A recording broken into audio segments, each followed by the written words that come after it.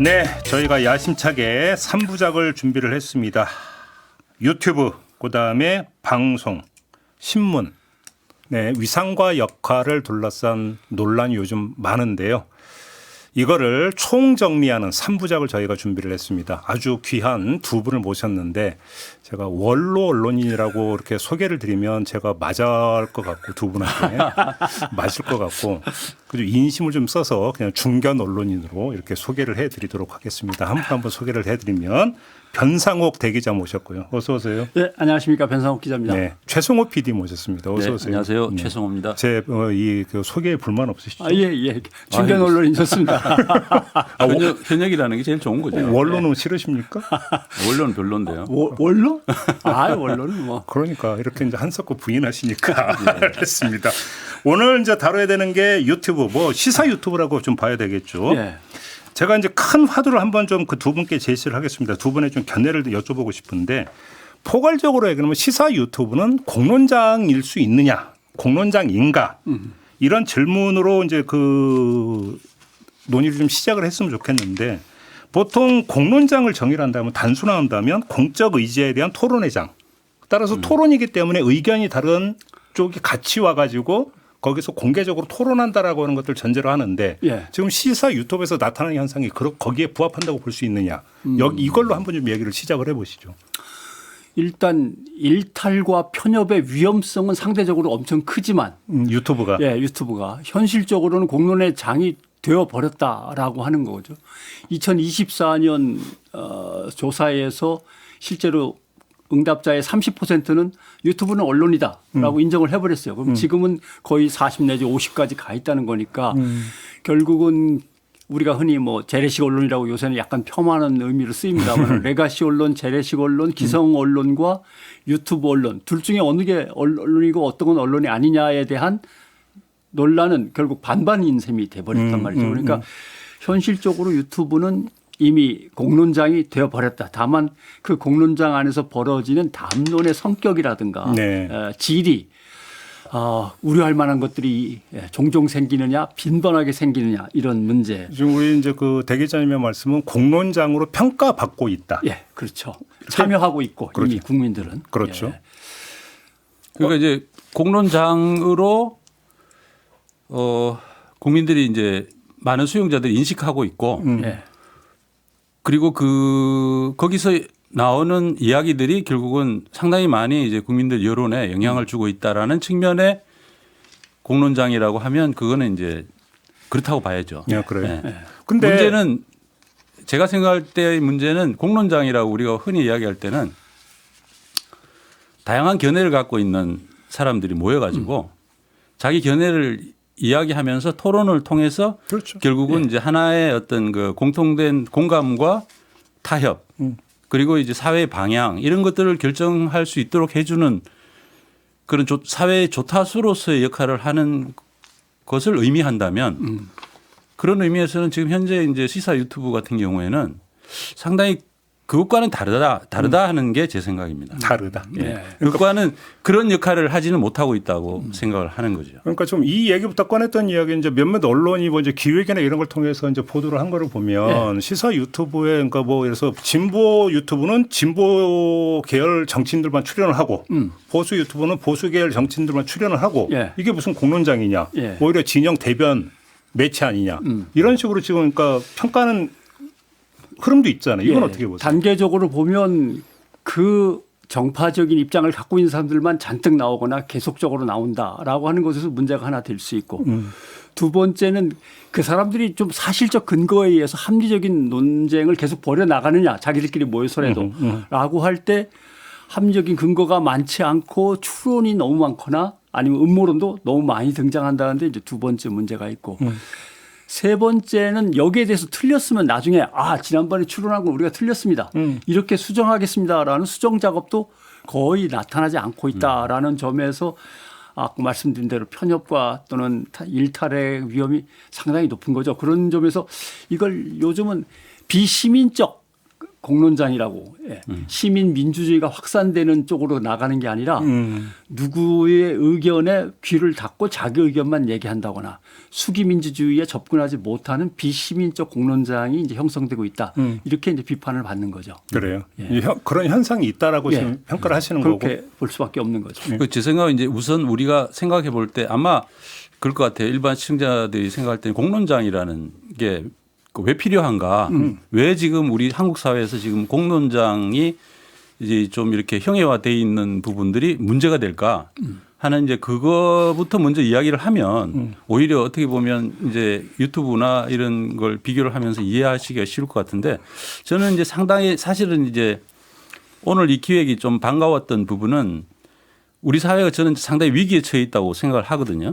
예를 들면 지금 미국에서 뭐 트럼프가 뭐 어마어마한 지금 그 투자를 해야 된다라고 강요하고 있고 관세도 그렇고 그다음에 이제 한미 동맹 굉장히 안보적으로도 지금 거의 동맹을 성격을 완전히 바꾸는 상황이고 거기에도 우리가 돈을 어마어마하게 지금 투여해야 되는 그런 상황이거든요. 예. 게다가 그런 상황에서 지금 기술적인 발전에 의해서 이제 로봇들이 막 들어오고 해서 어제도 그 이재명 대통령이 그 현대자동차 노동조합이 그 로봇 공장에 못 들인다라고 하니까 지금 이제 그렇게 하는 거는 과거에 그 거대한 수레바퀴 기계 파괴 운동, 러다이트 운동이나 마찬가지 그 거대한 수레바퀴를 피할 수 없다라고 하는데 사실 이제 노동자들 입장에서는 굉장히 사실은 생존의 문제로 다가오는 거고 그렇죠. 앞으로 이제 로봇뿐만 아니라 자율주행 해가지고 화물 자동차 무슨 모든 그 운전 저기를 갖다가 다 바뀌게 되고 AI가 다 그 노동자들을 바꾸고 이렇게 하면 감당하기 힘드는 정도의 어떤 그런 그 위기 상황 우리 모든 시스템을 바꿔야 되는 상황이 오는데 그런 것에 대해서 과연 우리가 서로 우리 사회의 모든 구성원들이 모여가지고 같이 토론을 통해 가지고 어떻게 좀 보상도 해주고 뭐 이렇게 뭐 기본소득도 만들고 이렇게 해서 할 수 있는 역량이 지금 있냐라고 하는 것은 저는 상당히 이거는 현재 그 역량은 최저 상태에 있다고 봅니다. 한국 사회가 그 준비가 덜 돼 있다. 87년 6월 항쟁 이후에 지금까지 쭉 많은 발전을 해왔지만은 지금 어떤 그 공론장으로서의 언론의 기능이나 이러한 부분 그러니까 사회의 그 하나의 그 조타수로서의 미래를 어떻게 갈 것인가라는 것을 밝혀주는 그러한 역할은 가장 낮은 상태에 있고 또 그런데 거기에 대해서 굉장히 그 담론 자체가 지금 이런 상태가 옳다는 형식의 그 담론이 너무 많이 사실은 횡행하고 있어요. 시사 유튜브에서 제가 볼 때는 굉장히 극단적인 형태의 이야기들이 많이 오가고 그 서로 이제 대화가 어려운 정도의 대화가 양쪽 진영의 유튜브에서 오고 가고 있는데 그런 부분들이 지극히 당연하고 옳다. 그리고 또 그러니까 어떤 기성 언론들은 낡았고 재래식이다. 그러니까 새로운 언론 이러한 언론이 옳은 것이다라는 그런 담론이 지나치게 압도적이어서 공론장을 회복해야 된다라는 이야기조차 어떻게 보면 낡은 얘기로 지금 얘기가 되는 이런 것들이 참 문제가 아닐까 그런 생각을 하고 있습니다. 최 PD 말씀에 이제 덧붙이자면 가장 문제가 되는 것은 맨 처음에 유튜브 언론이 시작이 될 때는 기성 언론에 있는 입장에서 우리가 다 하지 못한 어떤 국민의 다양한 의견들을 유튜브가 여러 갈래로 뻗어나가서 소화해내겠지라고 했는데 그게 아니고 기성 언론이 갖고 있던 안 좋은 걸 다 몰아가지고 가서 유튜브가 시작되는 이런 양상을 보면서 좀 답답하고 제일 치명적인 것은 자기와 다른 생각을 갖고 있는 사람을 배타적으로 대하거나 배척하거나 또는 뭔가 이렇게 빌런 내지는 괴물시하는 뭐 이런 쪽으로 양극화되면서 동시에 흘러가니까 말씀하신 대로 야 이걸 감당해낼 수 있겠나라는 걱정들이 많은 거죠. 하나만 더 제가 그 두 분께 제시를 하고 나중에 자유롭게 한번 좀 종합을 했으면 좋겠는데 좀 그 유튜브 언론이라는 표현을 쓰셨으니까 언론이라고 하는 개념을 보통 이제 보도 논평 행위로 규정을 한다면 저널리즘이라고 하는 개념은 그 보도 논평 행위에 있어서의 규범 이제 이렇게 해석을 할 수 있잖아요. 자 그러면 지금 시사 유튜브 같은 경우는 스스로 언론을 자처한다면 저널리즘 원칙에 저널리즘의 규범에 충실하고 있는가 이것도 평가가 좀 돼야 될 것 같은데 어떻게 평가를 하십니까? 일단 유튜브를 저널리즘의 입장에서 생각할 때 첫 번째는 정보성을 따진다면 정보성은 분명히 있습니다. 보도 기능이 예. 있다. 예. 사회적 이슈성 하면 역시 뜨거운 것만 찾아다니니까 사회적 이슈에도 있는데 제일 이제 취약한 부분이 합리성, 그다음에 이제 맥락성. 이 맥락성이 왜 문제가 되느냐 하면 저희 기성 언론에서 이제 뉴스를 생산하고 전달하는 방식은 상당히 많은 경험을 다양하게 갖고 있는 사람들이 그대로 한 자리에 모여서 이슈를 가지고 토론도 하고 서로 견제도 하고 제어도 한단 말이죠. 그래서 이 문제는 어떻게 흘러와서 어디로 가고 있는 중이다라는 걸 한 자리에서 논의할 수 있는 구조가 되어 있는데 네. 이 맥락을 유튜브는 보면 대개는 한 셀럽이나 인플루언서에게 의존해 진행이 되니까 그 사람의 의견을 따라가거나 거기 모인 사람들이 쏘는 슈퍼챗에 끌려가거나 이런 식으로 되니까 맥락을 상실하고 그다음에 합리적인 토론과 견제가 이제 상실된 상황에서 계속 콘텐츠가 만들어지니까 네. 그런 점에서는 저널리즘에서 이제 상당히 취약하다라고 그렇다. 이제 볼 수밖에 없는 거죠. 그래서 그래도 저널리즘인지 아닌지 분명히 얘기해 달라 그러면 이미 되어가고 있다라고 밖에는 말할 수 없지만 그러나 특히 이게 유튜브를 갖다 여기저기 많이 다녀보니까 어떤 점에서 제일 취약하냐면 자기가 지지하는 정파가 정권을 못 잡았을 때는 비판도 하고 뭐가 되는데 자기가 지지하는 정파가 정권을 잡고 나면 뭔가 이 의제를 슬그머니 옆으로 밀어놓는다든가 네네. 살짝 다루고 넘어간다든가 누가 계속 나온다든가 누가 계속 못 나온다든가 네. 이런 뭔가 분명한 모양들이 이제 갖춰지더라고요. 그래. 그런 것들을 걱정해야죠.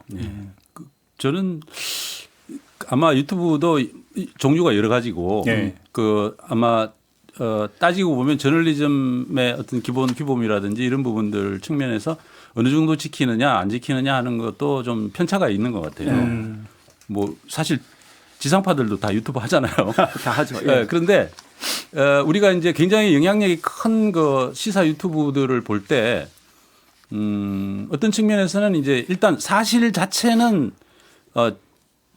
사실을 다뤄야 되잖아요.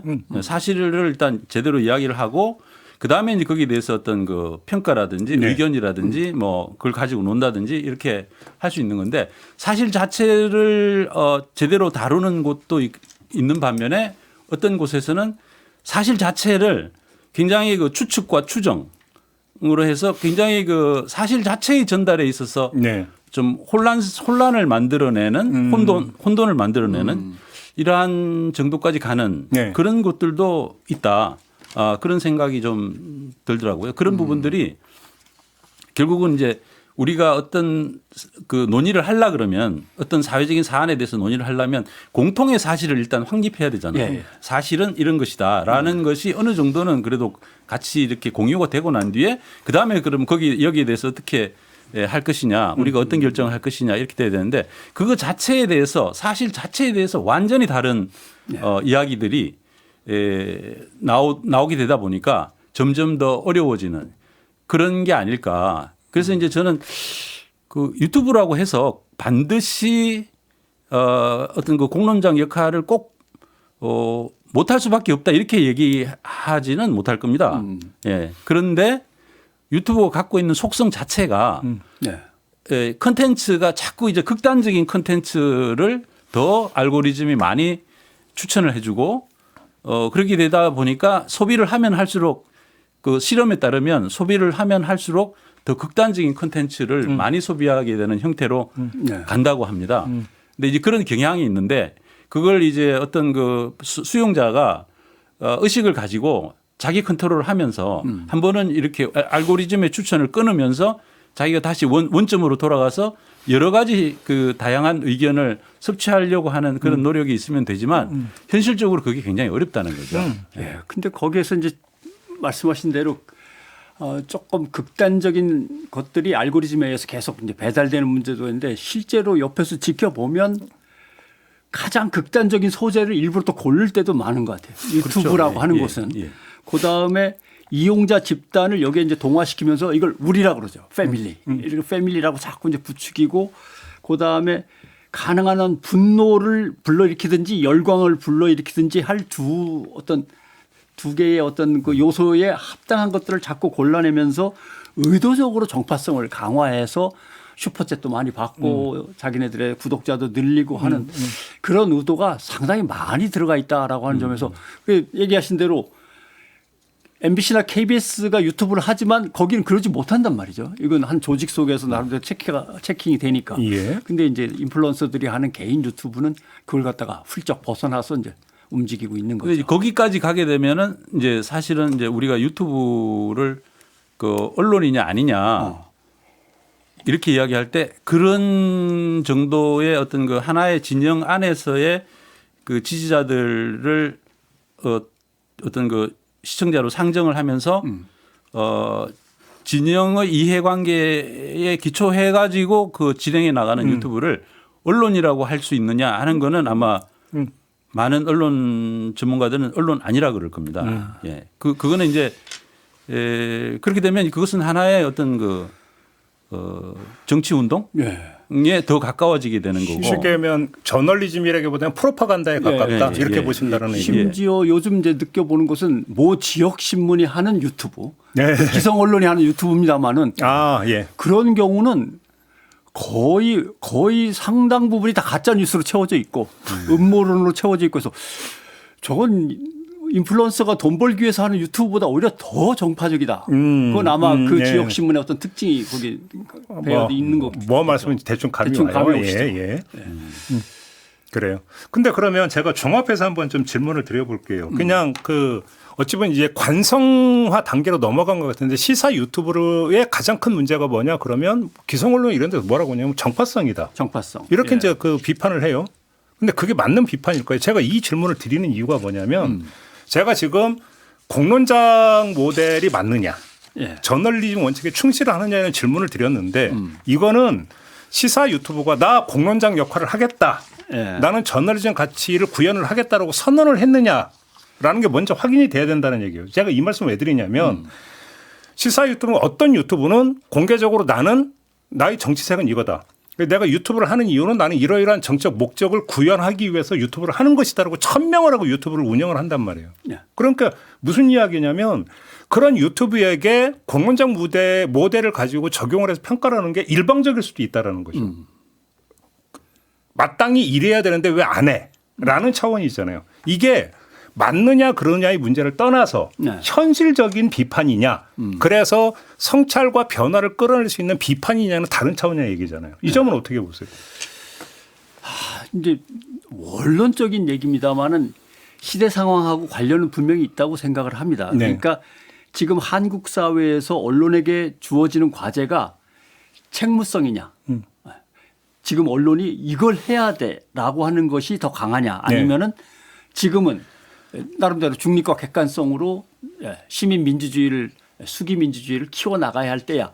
요때인데 예를 들면 불법 계엄과 내란이 벌어진 상황에서는 책무가 강조될 수밖에 없고. 당연하죠. 예, 그러면 또 나름대로 정파적으로 그걸 강조하는 쪽으로 사람들이 확 몰리고 그 유튜브 쪽이 이제 커지는 이런 경우도 있고 지금은 그게 문제가 아니라 국가의 새로운 과제를 발굴해서 비전을 제시할 때야라고 하면은 서로 다른 의견들을 갖다가 모아가지고 수기할 수 있는 구조가 필요하고 이것을 나름대로 구독자인 이용자인 시민들이 스스로 말씀하신 대로 컨트롤하면서 조정해 나갈 수 있으면 좋은데 그게 안 되죠. 그러니까 정파성이 깊어질 수밖에 없는 상황으로 지금 계속 말려 들어가고 있는 그런 거라고 보는 거죠. 정파성이라는 거는 언론 기성 언론들도 정파성이 다 있죠. 있죠. 다 네. 있고 예. 그래서 그거를 정파성이 있기 때문에 문제다라고 하면은 아마 구별이 잘 안 될 겁니다. 그렇죠. 그런데 정파성이라는 것이 불가피하다 하더라도 이제 기본적으로 그 제시하는 사실들, 사실들에 대해서 정확한 사실을 제시해야 된다라는 그러한 그러니까 규범. 제가 여쭤보는 그게 핵심 문제 아니냐. 그러한 규범이라는 측면에서 철저하지 못하다는 거죠. 그렇죠. 철저하지 못하고 그거에 대해서 굉장히 그러니까 그것의 사실을 이야기해야 된다라는 그것에 대한 규범이 굉장히 약해요. 그러니까 이제 농담처럼 막 이렇게 어떤 곳은 이게 다른데 어떤 사실들을 이야기를 해놓고 거기에 대해서 막 이제 웃고 떠들면서 이제 그 재밌게 이야기하는 이런 정도의 유튜버가 있는가 하면 어떤 데는 거기서 어떤 기본적으로 주어진 어떤 사실 다 이제 기성 언론에서 많이 나온 사실들을 토대로 해가지고 하는 건데 거기서 자기 자신들의 추측이 들어가요. 추측이 들어가면서 이건 이랬을 거야. 그 마치 이제 그 사람 마음에 들어가서 보는 것처럼 이렇게 해가지고 이렇게 됐을 거야 라면서 이제 계속 어떤 한쪽 방향으로 가면서 나중에 결국 음모론이다라는 이야기를 평가를 받을 수밖에 없는 그런 것들이 굉장히 이제 자주 일어나는 그런 네. 유튜브도 있고 그래서 저는 이제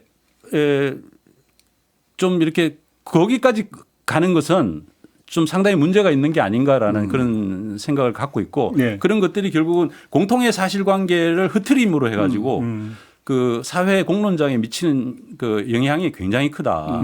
부정적인 영향이 굉장히 큰 것이다. 근데 그런 부분들에 대해서 기본적으로 그게 규범상 안 되는 거고 그렇게 하면 안 된다. 하는 게 사실은 이제 어떻게 보면 기성 언론에서는 기성 언론에서 만약에 그런 식으로 했다면 거의 매장될 만한 일인데 일단 심의에 걸리죠. 예, 매장될 만한 일인데 이제 그런 시사 유튜브에서는 어떤 면에서 보면 왜 안 돼? 예, 왜 안 돼? 그리고 이제 그 항변으로 이야기하는 것은 아니 정부가 뭘 감추니까 자꾸 비밀스럽게 감추기 때문에 뭐가 진실인지를 계속 추측을 해줘야 되는 거 아니야. 추정을 해줘야 되는 거 아니야. 뭐 그러다 보면 틀릴 수도 있는 거지. 뭐 이런 식인데 사실 이제 그런 것들이 지나치게 많아지고 반복되다 보면 네. 결국은 전체적으로 그 여론을 굉장히 그 뭐랄까 이 사실에 기초하지 않은 방향으로 가도록 만들 수 있기 때문에 굉장히 좀 문제가 있다라고 네. 저는 생각을 하는 편입니다. 정파성과 관련해서 그 유튜브로 자꾸 가서 그것만 듣는 분들은 도대체 왜 그러냐라고 이제 물어보면 당연히 그 얘기가 나와야 돼요.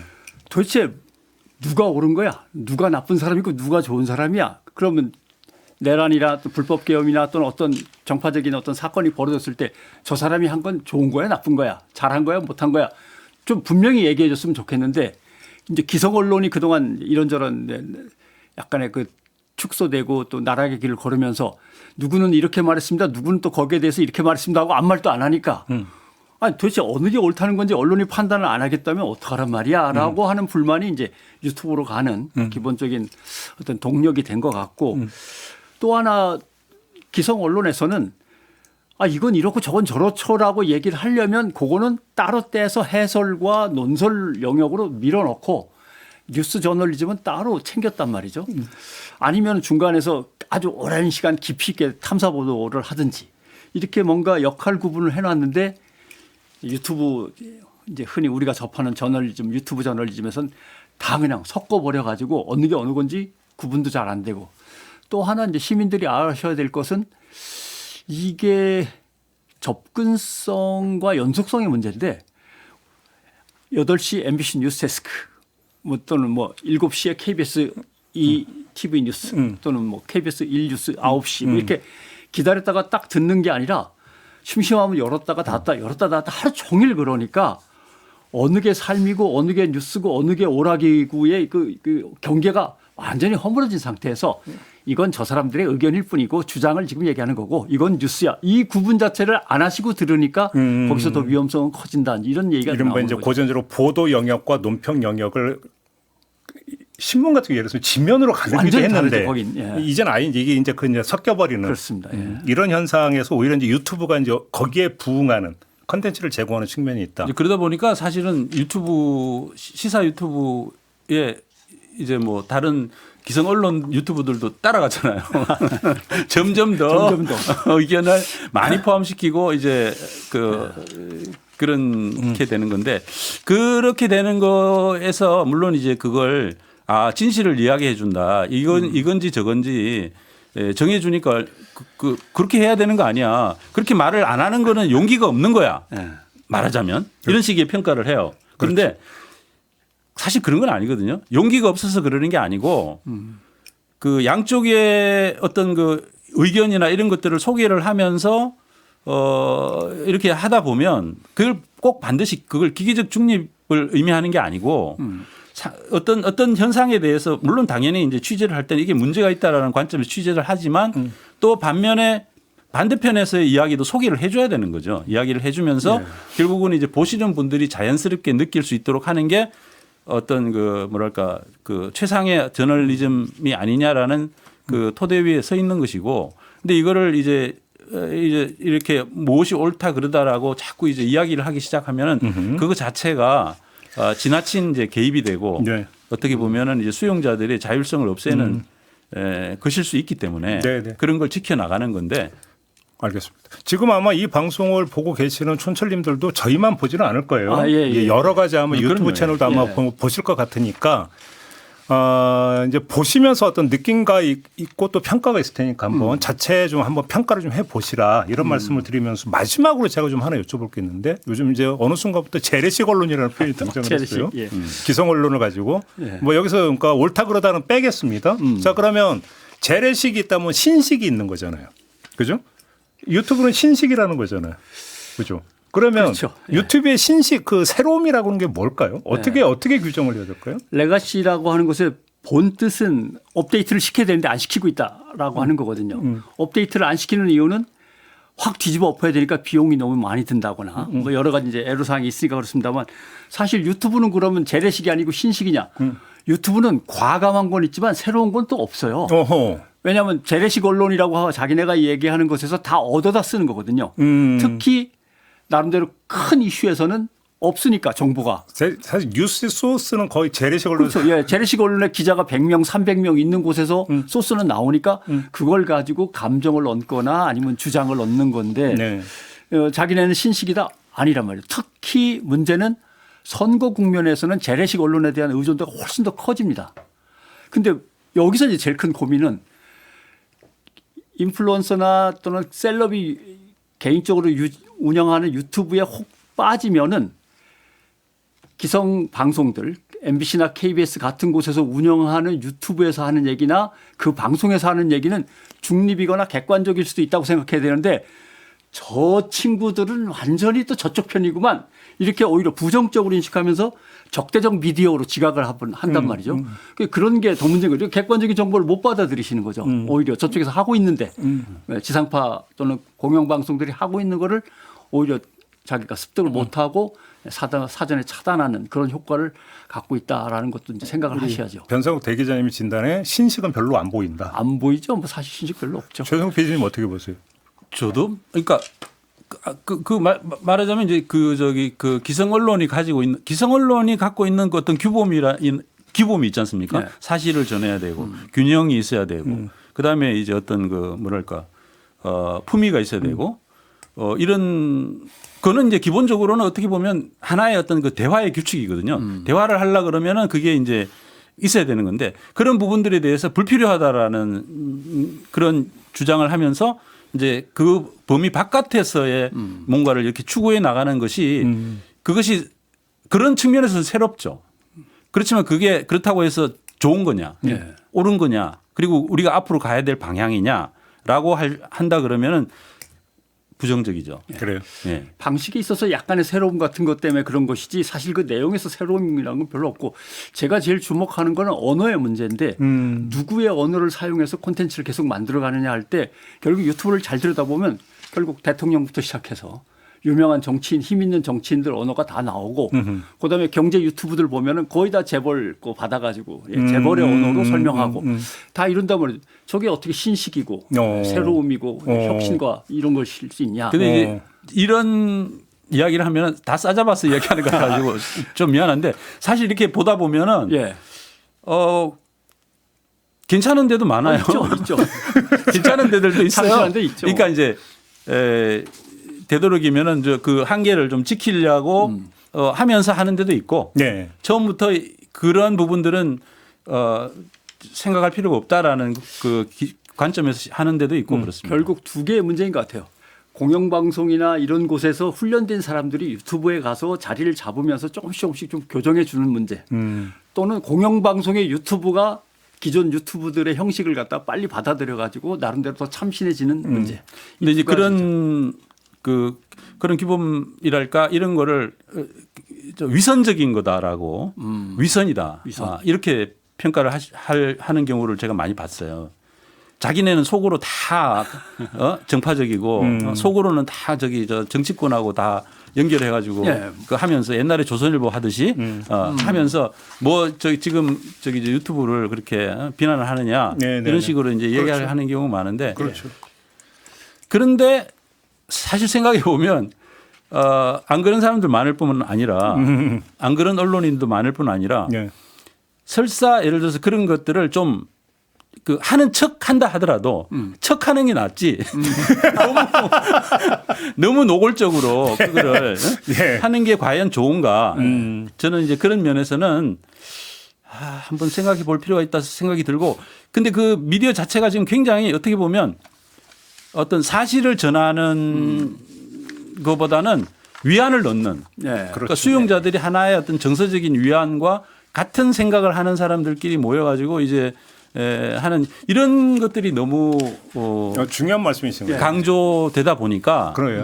정보를 참 얻기보다는 이게, 위안을 예, 얻으려다. 정보를 얻기보다는 위안을 얻는 경우가 많아요. 이런 과도기를 거쳐서 결국 많이 이용해 보신 분들은 점점점 눈이 트이거나 시야가 넓어지면서 이거는 나에게 있어서는 비시민성을 강조하거나 강화하는 것 같은데 이건 조금 방향을 수정해야지라고 네. 하는 스스로의 미디어 리터러시가 이루어질 거라고 믿고는 있습니다. 잘 되겠죠. 우리 뭐 변상욱 대기자께서 결론을 내주셨기 때문에 여기서 마무리하고 다음 주제는 공영방송입니다. 사실은 공영방송만이 아니라 제도권 방송 전반으로도 뭐 얘기할 수 있을 것 같은데 아마 두 분의 고민이 아마 좀 녹아들어간 대화가 다음 주에 좀 이루어지지 않을까 싶은 생각이 좀 드네요. 자, 오늘 첫 시간은 좀 이렇게 마무리하도록 하겠습니다. 시간이 너무 짧죠? 아이, 그러니까 한 시간은 해야 되는데 아무튼 시간이 짧은 거 죄송하다는 말씀 드리면서 마무리하겠습니다. 두 분 수고하셨습니다. 네, 고맙습니다. 네, 저도 물러가겠습니다. 고맙습니다.